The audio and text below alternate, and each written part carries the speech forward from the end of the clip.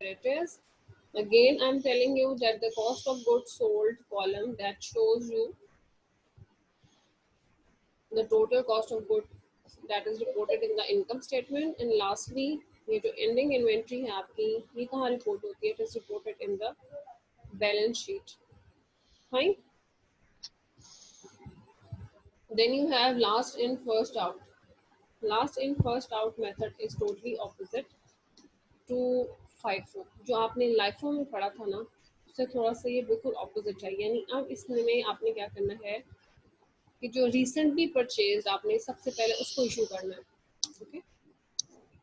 Last in यानी सबसे आखिर में जो परचेज किया है, फर्स्ट आउट उसको आपने सबसे पहले सेल करना है. This is the LIFO, this is the concept of LIFO. आप लोग अपने माइक्स को अगर म्यूट कर दें ताकि हमें कोई क्वेश्चन हो तो अनम्यूट कर लिया करो, अदरवाइज ताकि ये डिस्टॉर्शन ना बीच में. As the name suggests, the LIFO method is based on the assumption that the recently purchased merchandise is issued first. The LIFO uses actual purchase cost. ये देखें जी, ये अगेन वही बात है, सवाए इसके कि आपने क्या करना है. You have to record on the last in first out assumption. If merchandise has purchased at several different costs, the inventory stock will have several different cost prices. The cost of goods sold for a given sale transaction may involve several different cost prices. वो आपको वही बात कर रहा है कि जैसे हमने पिछली दफा पढ़ा था, क्या पढ़ा था, दैट इट मे कंप्राइज. आपने देखा था कुछ जो है वो 106 वाले थे, कुछ 91 वाले थे. इट शोज दैट मल्टीपल जो हैं आपके, जो भी आप कंपोजिशन कर रहे होते हो कॉस्ट ऑफ गुड्स, और उसमें डिफरेंट रेट से मिलके बनता है. सो करेक्टरिस्टिक्स क्या है? This is alternately use for method for determining values of cost of goods sold and closing stock. ये फाइफो के अलावा एक और मेथड है आपके पास.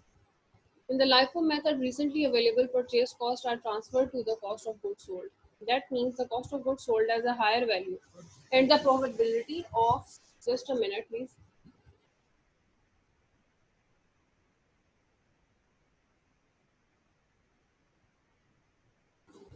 And the probability of आपके पास ये है, ये देख लें, ये जो कॉस्ट ऑफ गुड्स सोल्ड है ये आपका रीसेंट कॉस्ट पे आता है और एंडिंग इन्वेंट्री ओल्डेस्ट कॉस्ट पे आता है.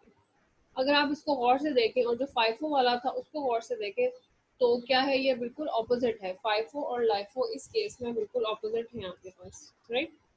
अच्छा जी, ये वही टेबल है और डेटा भी वही है. अब आपने इसको अकॉर्डिंग टू लाइफो असम्पशंस आपने इसको सॉल्व करना है. ठीक है, टेक आउट योर नोटबुक्स और इसको ज़रा अपने हाथ से अपनी जो है वो नोटबुक्स पे करें. डेटा आपके पास है अगस्त 1 का भी एंड अगस्त 3 का भी, और उसमें आपने 10 यूनिट्स पहले परचेज किए एट द रेट ऑफ 91 और 15 यूनिट्स परचेज किए आपने एट द रेट ऑफ 106. तो ये आपके पास टोटल आ गया. और इन दोनों को ऐड करके this is your ending inventory as at August 31. Now 14 अगस्त को अगेन आपने जो है वो 20 यूनिट्स को सेल किया है. तो अब कौन से लेंगे आप 20 यूनिट्स? मैम 15 लेंगे अगस्त 3 में से.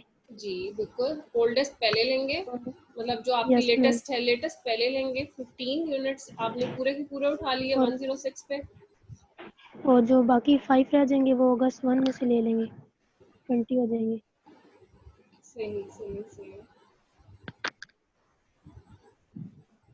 ठीक हो गया. बाकी किसी को इसमें कोई मसला कि हमने ये कॉस्ट क्यों ली और कैसे ली? No ma'am. Okay, where is your Jiya today? I am missing her. कहाँ है जुनैरा? क्यों नहीं है आज? Where is she?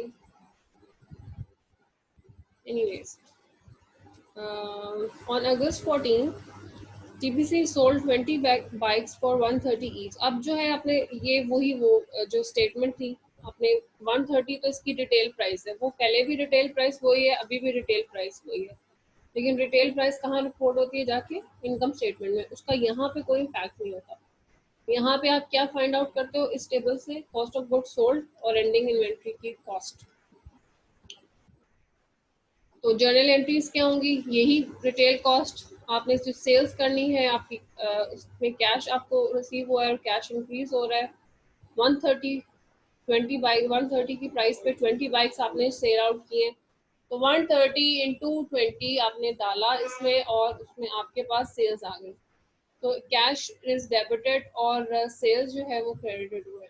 इसी तरह कॉस्ट ऑफ गुड्स सोल्ड अगर आप देखें, now this cost of goods sold is different from the cost of goods sold that was reported under FIFO। वो क्यों डिफरेंट है, उसका यही डिफरेंट है कि हमने कंपोजिशन जो इन्वेंट्री की ली है उस टाइम हमने लिया था first in first out basis पे, और अब हम ले रहे हैं last in first out basis पे, तो यही एंट्री है वो, लेकिन इनकी अमाउंट्स जो हैं वो डिफरेंट हो गई हैं। जी, अब एडिशनल परचेजेस जो हैं वो हुई हैं अगस्त 20 को एट द रेट ऑफ 115 और अगस्त 28 को एट द रेट ऑफ 119। ये डेटा भी सेम है बिल्कुल। Now what you have to do, आपने मुझे जो एडिशनल 23 यूनिट सेल किए हैं काइंडली मुझे उसका कॉस्ट ऑफ गुड्स सोल्ड निकाल के बताएं।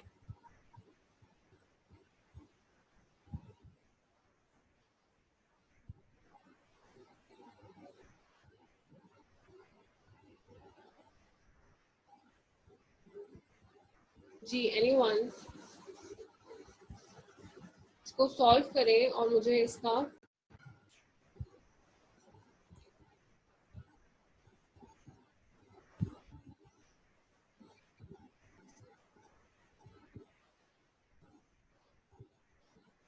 हाँ जी हेलो, तो आपने इसका मुझे कॉस्ट ऑफ गुड्स सोल्ड निकाल के बताना है।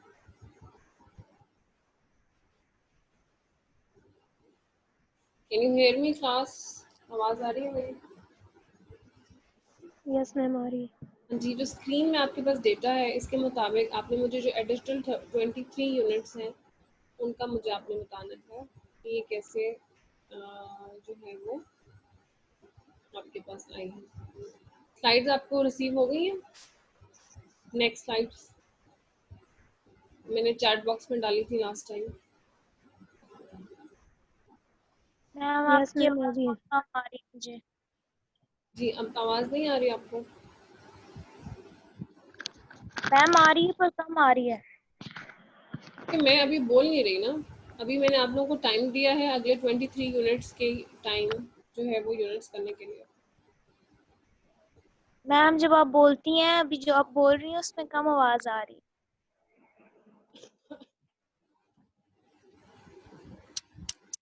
अच्छा, तो कम मैम मतलब कर तो लिया मेरी है। आवाज़ आहिस्ता है या क्या मतलब? अब ठीक हुई है?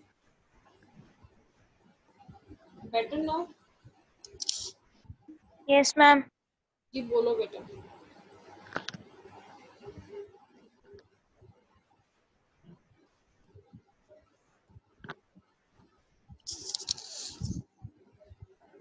जी कर लिया आप लोगों ने ये question? Where is JJ? Ma'am और आज हामिद खटक मैम बिल्कुल 8 बजे आए हुए, इसीलिए तो आज मेरा इंटरनेट नहीं चल रहा है ना हामिद, क्योंकि आज आप आ गए हो टाइम पे, बैड लक है मेरी। है ना, बैड लक हो गया ये तो। लेकिन चलें, गुड टू सी कि आपने मेरी बात का जो है वो रखा, और आखिरी क्लास जो है तकरीबन सेकंड लास्ट या थर्ड लास्ट क्लास में आप फाइनली टाइम पे आना शुरू हो, तो ये आपको याद रहेगा इंशाल्लाह कि आप 750 पे अलार्म लगाया हुआ था। लगाया हुआ था। हाँ देखिए, तो इस तरह इतना मुश्किल नहीं है पंचुअल होना। जरा हामिद मुझे क्या, अब आ गए हो तो कंप्यूट करके बता दो एडिशनल 23 यूनिट्स कैसे सेल होंगे, किस प्राइस मैं पे? वही कह रहा हूँ मैं। जी जी करें आप इसको, जरा मैं वेट कर रही हूँ।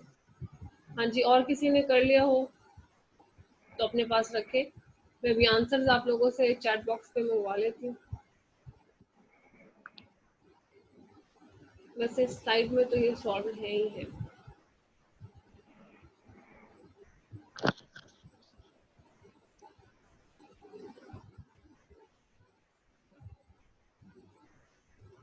Hurry up hurry up hurry up, इतना मुश्किल तो नहीं था। 23 यूनिट्स आपने पूरे करने हैं, और इस दफ़ा आपने अजम्पशन लेनी है कि जो लास्ट इन है वो पहले जाएगा फर्स्ट आउट में। तो 23 यूनिट्स आपने इस तरह से फॉर्म करना है।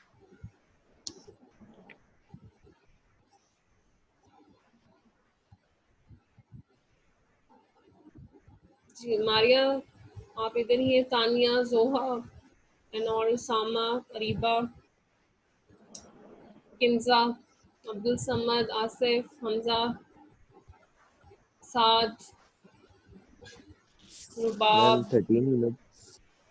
Yes ma'am. हाँ जी, अलीम, सैम, सब लोग आपने कर लिया है जी। तानिया, तानिया आज कोई माइक यस में प्रॉब्लम है मुझे लगता है। नो मैम, कोई प्रॉब्लम नहीं कोई है। प्रॉब्लम नहीं है। अच्छा, वो आप चैट यूज करिए ना, इसलिए मैं कह रही थी। Ma'am fine. रिविजन ही नहीं की इतने टाइम से लेक्चर्स की। क्या कह रही है? क्या पूछे मैम? मैं कह रही हूँ अब तक आप जो लेक्चर देती हैं अच्छे से रिवाइज ही नहीं कर सकी, तो क्या पूछूं? क्या हो गया? सब ऑल वेल? मैम हमारा एक प्रोजेक्ट चल रहा था, अभी कल जमा करा के सुकून का सांस लिया। आज आराम से अकाउंटिंग की करूंगी पूरा दिन। चले, गुड, कर लीजिएगा। ऐसा ना हो कि ये ना हो कि मैं स्ट्रिक्ट नहीं हूँ, मैंने तो इसलिए आप लोगों को ओवरबर्डन भी नहीं किया नो अपने नो असाइनमेंट्स मैम, से। देखती रहती हूँ, लेकिन प्रॉपर तरीके से किए नहीं है प्रैक्टिस, तो वो करूंगी। ठीक हो गया, कोई बात नहीं। I will ask you from in the next Wednesday's class, ठीक है? तो आप सब लोगों को मैं दोबारा से कह रही हूँ, पिछले वीक से मैंने अनाउंस किया हुआ है कि you expect a quiz in this week. तो आप लोगों का किसी भी टाइम क्विज हो सकता है, जैसे ही हमारा कोई टॉपिक पहुंचता है। और जो जो क्विज, आपको पता है कि आपकी लाइफ में आजकल क्विज और असाइनमेंट्स की बहुत ज़्यादा इम्पोर्टेंस है। क्यों जे मैं ठीक कह रही हूँ? I think he is sleeping today. Ma'am उनका माइक इशू है। क्योंकि माइक उनसे बोलो कि दोबारा से वो करे, ज्वाइन करे, लीव करके ना दोबारा ज्वाइन करे। सामा बेटा, मुझे लगता है आपके माइक का भी कोई प्रॉब्लम है, आप भी दोबारा से करें ज्वाइन, ताकि आपका वो जो है प्रॉब्लम वो ठीक हो।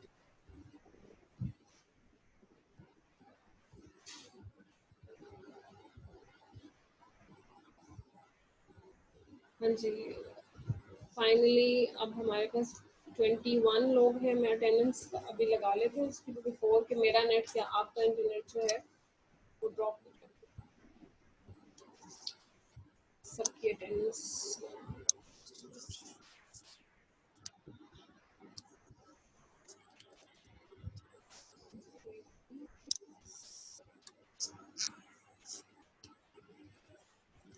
हाँ जी, प्रोजेक्ट क्या मिला था तानिया? किसका प्रोजेक्ट मिला हुआ था? मैम आईटी का मिला हुआ था। आईटी का क्या मिला था? एमएस क्या एक्सेस करना? मैम, एमएस एक्सेस डेटाबेस पे कोई प्रोजेक्ट बनाना है हम लोगों ने। कोई सिनेरियो क्रिएट करके उसका प्रॉब्लम लेना है, फिर उसको सॉल्व करना है, वो फिर रिपोर्ट बनानी है साथ में वर्ड पे उसकी। अच्छा चलिए, अभी अब फेज बात 2 हो हुआ रही है तो इसको डिस्कस कर लेते हैं। आप लोग क्या प्रोजेक्ट लेना चाहेंगे?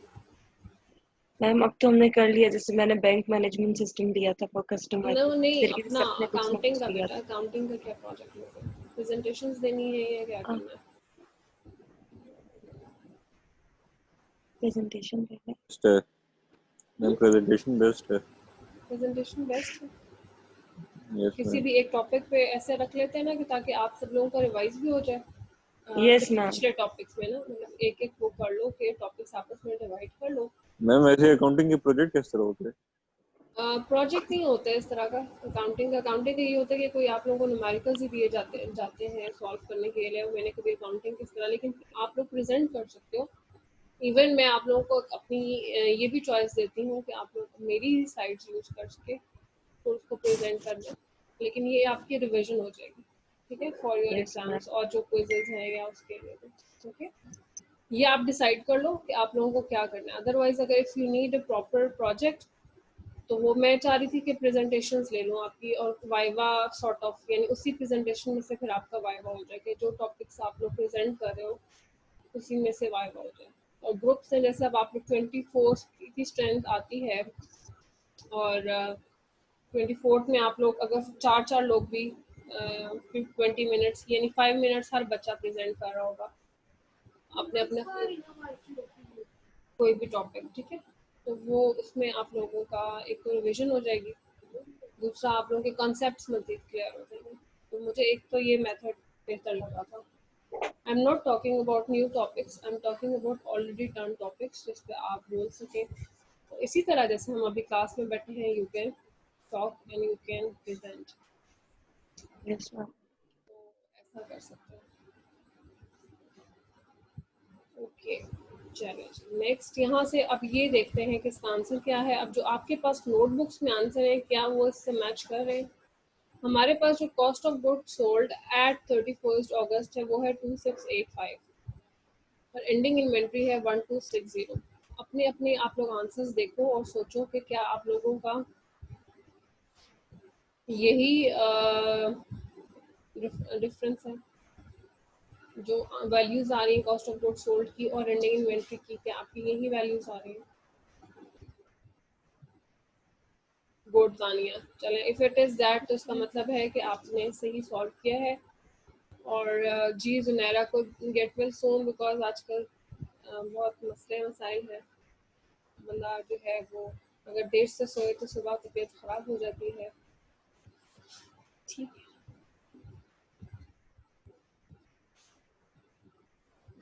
रुबाब क्या कह रही है? I can not take class. What मतलब I can not understand. I am sorry, I can not take class. Why ma'am? एक मसला हो गया। अच्छा चलिए ठीक है।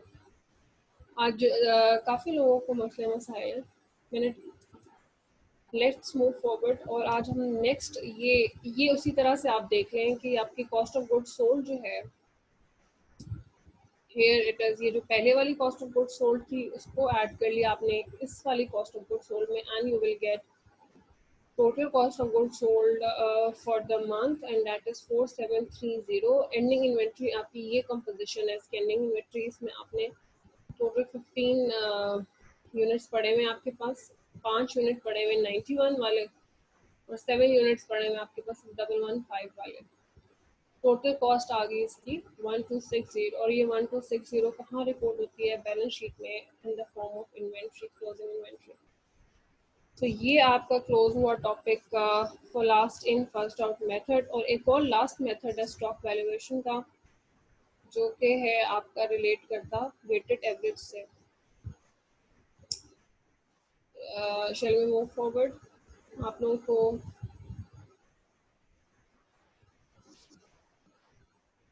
नजर आ रही है स्क्रीन?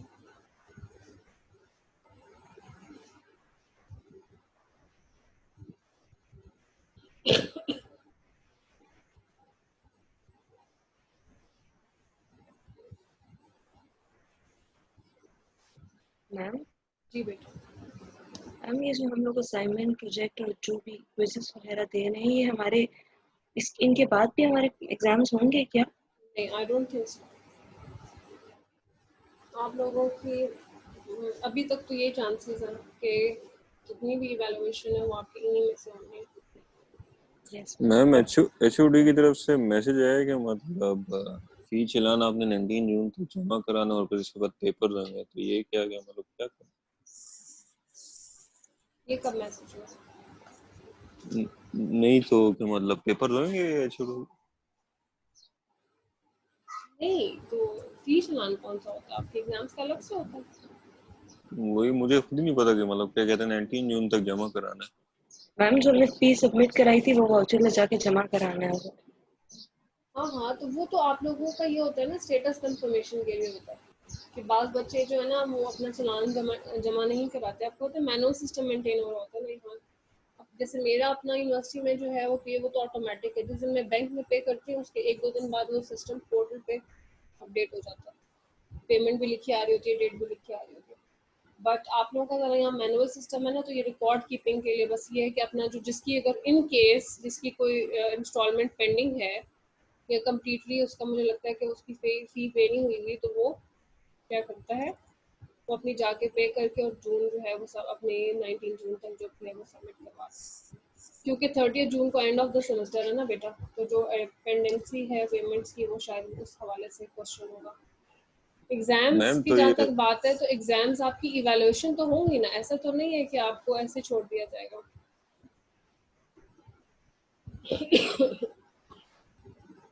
जस्ट बिकॉज मैम ये जो नमल में हमारा अकाउंट है इसमें कि मतलब फी चलान जमा कराना है? ये तुम्हारी कुछ पेंडिंग है फी, मुझे ये बताओ। नहीं पेंडिंग तो नहीं है मेरी तो जमा हुआ है लेकिन ये लोग कह रहे फिर जमा कराना है। फिर क्यों जमा कराना है? उसी की कॉपी जमा करानी होगी तानिया, और ये जुनैरा और मैम ये जमा नहीं करवाना, वही जमा जी करवाना। मैम फी वाउचर से डाल जमा कराना है। फी वो वोचर की, फी हाँ वाउचर अपने की पास सब भी पिक्चर संभाल के लेकर रख लिया आ करो, और पिक्चर, हाँ फोटो कॉपी होगी तो वहाँ एक जमा करा दो, जो उनकी डिपार्टमेंट कॉपी होती है वो वहाँ देनी होती है। ये मैम ये बल्कि आमिर की ये गलती सिर्फ नहीं है। वन टाइम देनी होती है, यानी आप क्योंकि फर्स्ट सेमेस्टर के बच्चे हो ना, तो वहाँ उनके पास होता है मैम हामिद टेंशन बहुत लेता था। मैम आमिर की गलती नहीं, पठान है। नहीं ऐसी बात नहीं है।